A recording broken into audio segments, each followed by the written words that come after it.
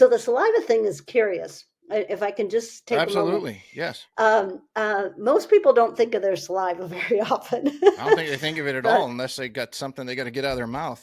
yeah, Yeah. exactly.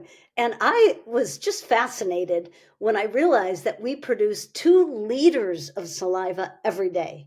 That's 2 Coke bottles, right?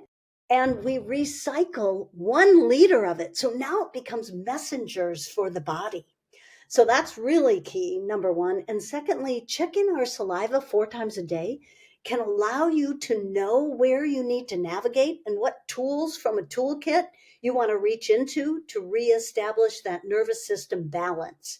So the first thing when you get up in the morning, check, am I dry? Am I wet?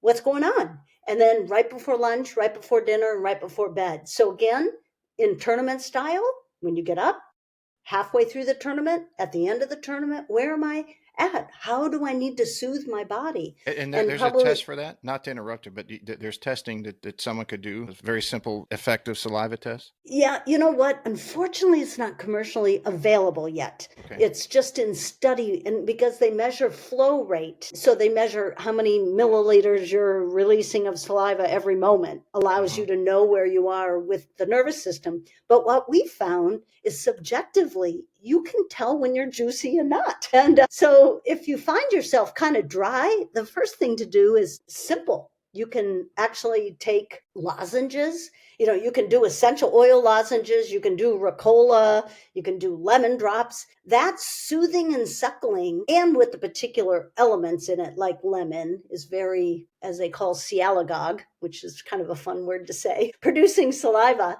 And that can be, so just having a couple of lozenges in your pocket when you're golfing can be so important for that nervous system tie-in, because you are right. So I'm sorry, we probably went off on a cliff, Oh, it's but okay.